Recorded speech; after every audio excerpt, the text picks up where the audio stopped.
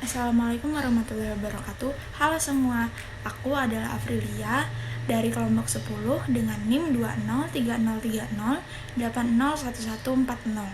Di sini aku akan menampilkan beberapa slide yang menjelaskan tentang tujuan, dasar teori, prosedur kerja, dan yang terakhir, bagaimana sih pemeriksaan telur cacing.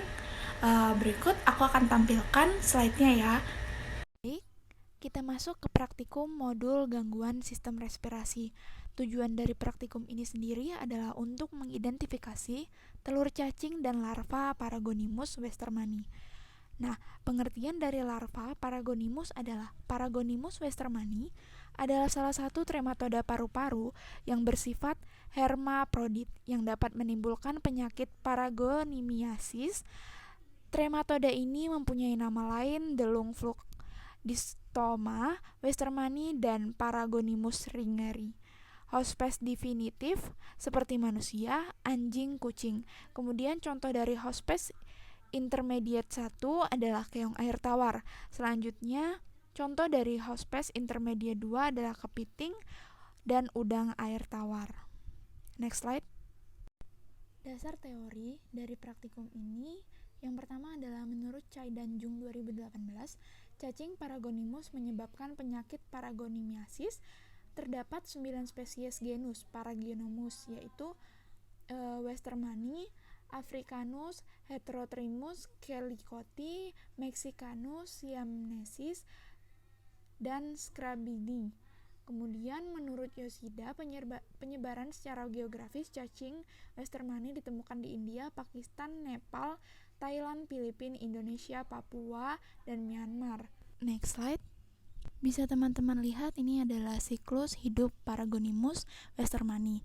Yang pertama, cacing dewasa hidup di jaringan paru-paru, kemudian bertelur, akan melewati bronkus dan keluar dengan dua cara. Yang pertama dibatukan, kemudian yang kedua jika sputum tertelan maka telur akan masuk ke dalam saluran pencernaan. Kemudian dalam 3-4 minggu menetas dan keluar merasidium.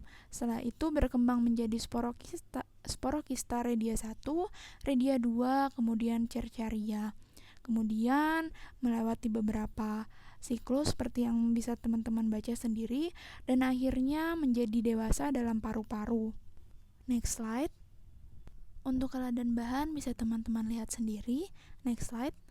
Untuk prosedur kerja di sini tertulis ada pemeriksaan serkaria dan pemeriksaan metasarkaria. Yang pertama, dalam pemeriksaan metasarkaria adalah secara manual mengeluarkan cangkang keras dari kepiting dan melepas insang yang kemudian ditekan di antara dua kaca preparat dan diperiksa menggunakan mikroskop. Next slide. Untuk metode pelaksanaannya bisa teman-teman lihat pada gambar. Ya, berbagai gambar ini metode koleksi metasarkaria. Next slide. Untuk pemeriksaan telur cacing, yang pertama sputum harus diperoleh dari saluran pernapasan bagian bawah dan bukan sampel yang sebagian besar terdiri dari air liur. Yang kedua, pengambilan spesimen dahak harus dilakukan pada pagi hari.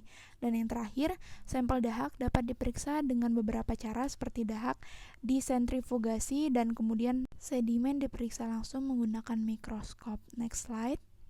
Jika dahak terlalu kental, natrium hidroksida dengan volume yang sama dapat ditambahkan 3%, kemudian sentrifugasi dan periksa sedimen menggunakan mikroskop.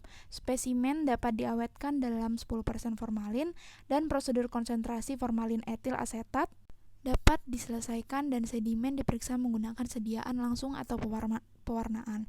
Pengerjaan sampel feses menggunakan teknik CATOCAS. Pemeriksaan keberadaan telur cacing menggunakan mikroskop binokuler. Next slide. Ya, terima kasih. Sekian penjelasan dari saya. Nah, itu tadi sedikit video penjelasan dari aku. Lebih dan kurangnya, aku mohon maaf. Jangan lupa like, komen, subscribe, dan share ke teman-teman kalian. Wassalamualaikum warahmatullahi wabarakatuh. Dadah!